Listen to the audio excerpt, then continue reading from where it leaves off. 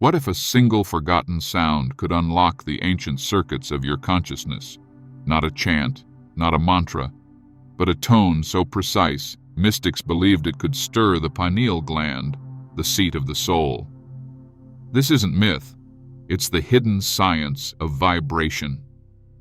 Long before EEGs and brain scans, initiates used this frequency to enter altered states, awaken the third eye, and receive visions from beyond the veil. It was whispered through mystery schools and kept secret to prevent misuse. And now, it's resurfacing, quietly, because something about this sound defies modern explanation. Not because it's loud, but because it resonates with the subtle architecture of your being. In this video, we're not just talking theory. You'll hear it, you'll feel it, and if you listen closely, it might shift something inside you. Stay with me. What you're about to experience has the power to awaken faculties you've forgotten you had. The pineal gland, also called the seat of the soul by Descartes, isn't just a metaphor. It's a literal antenna that connects the physical brain to the non-physical dimensions. But in most people, this antenna is calcified, dormant, and overwhelmed by mental noise. Ancient mystics knew that reactivating this inner gateway required more than meditation. It demanded precise frequencies to shake the gland awake. They discovered that certain sound vibrations, especially those around 963 Hz, caused resonant activation within the pineal structure. These weren't random tones.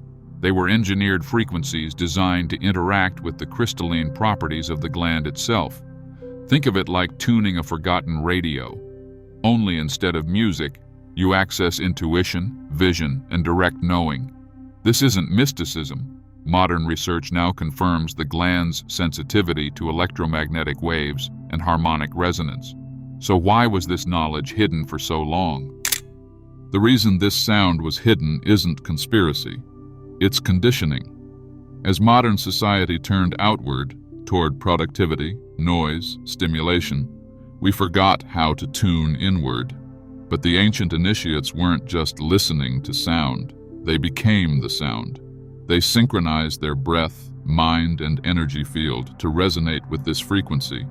One specific method involved chanting the sound NG, not spoken, but hummed, allowing the vibration to echo in the skull, specifically near the center of the brain. When done correctly, this creates a buzzing sensation, a subtle pressure, the very thing many feel during deep meditation or psychedelic experiences. Why? Because it stimulates the pineal gland's crystalline core. Think of it like striking a tuning fork inside your head. Over time, this ritual alters brainwave states, expands sensory perception, and decouples awareness from the physical senses. The result isn't just relaxation, it's the doorway to lucid vision, intuitive knowledge, and even out-of-body awareness. If this sound sparked something inside you, don't keep it to yourself. Share it with someone who needs it, subscribe now, and activate the next layer of awakening with us. Over time, this technique wasn't just used for awakening, it became a diagnostic tool. Advanced practitioners could tell how blocked someone's energy was by how easily the sound NG resonated in their head. If it felt muted, dull, or unresponsive, it meant the pineal gland was calcified or energetically dormant. But when the vibration echoed clearly, they knew the inner temple was open. This was the basis for advanced spiritual training, not blind belief, but experiential proof. The pineal gland, sometimes called the seat of the soul, has photoreceptive properties.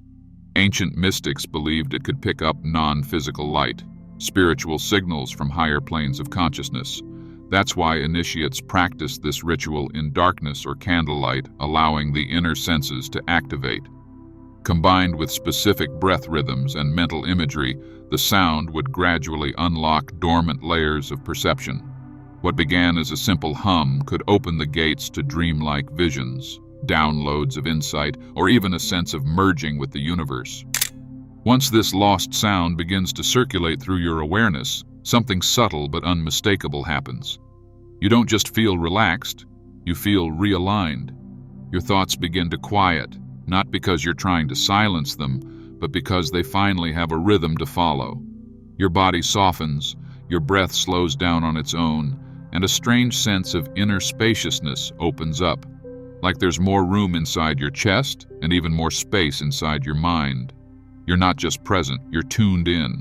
That's the power of vibrational entrainment and why this sound isn't just a mystical curiosity.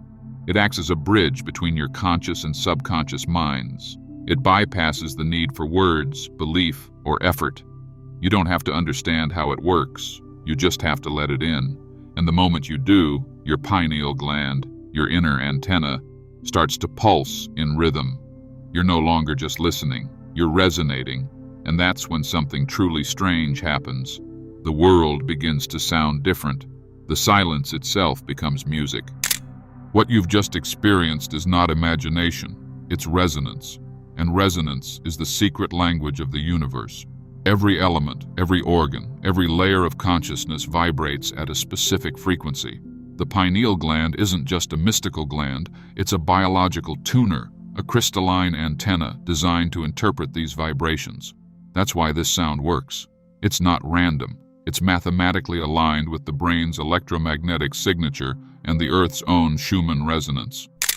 When you expose yourself to this sound daily, you're not just listening, you're calibrating. Over time, the fog of distraction, anxiety, and mental noise starts to fade. You begin to feel more attuned not only to yourself, but to something larger. Your dreams become clearer. Intuition sharpens, and sometimes in stillness, you get flashes of insight that don't come from your logical mind. You don't chase answers, they arrive, because you've finally created space for them to speak. The sound isn't a word, it's a tone. Ancient mystics referred to it as the NG vibration, like the last sound in the word sing. It's a nasal hum, created by closing the mouth and letting the back of the tongue touch the upper soft palate. When done correctly, this sound resonates deep within the skull, especially in the area of the pineal gland. It vibrates the center of the head and generates a subtle buzzing sensation. This is no coincidence. The pineal gland is surrounded by piezoelectric crystals, meaning it responds to pressure and sound. This NG frequency activates it not by magic, but through resonance. That's why this ancient tone was hidden in chants, mantras, and sacred music.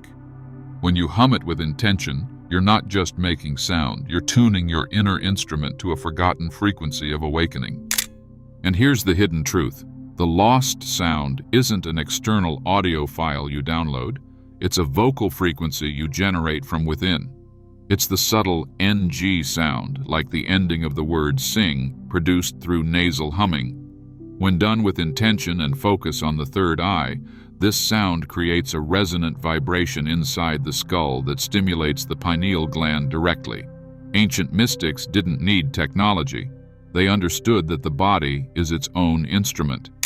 The cranial bones act as a resonance chamber, and this hum activates pressure points connected to the inner vision center. Unlike listening to 528 Hz or 963 Hz, this is a self-created frequency that aligns your breath, sound, and awareness in one focused act. Modern neuroscience is now beginning to catch up with what the Hermetic Masters practiced centuries ago. This isn't just a technique, it's a key, encoded in sound, waiting to be remembered. And once you try it, you'll understand why it was hidden in plain sight all along. What if the divine voice you've been waiting to hear is the one you're meant to create yourself?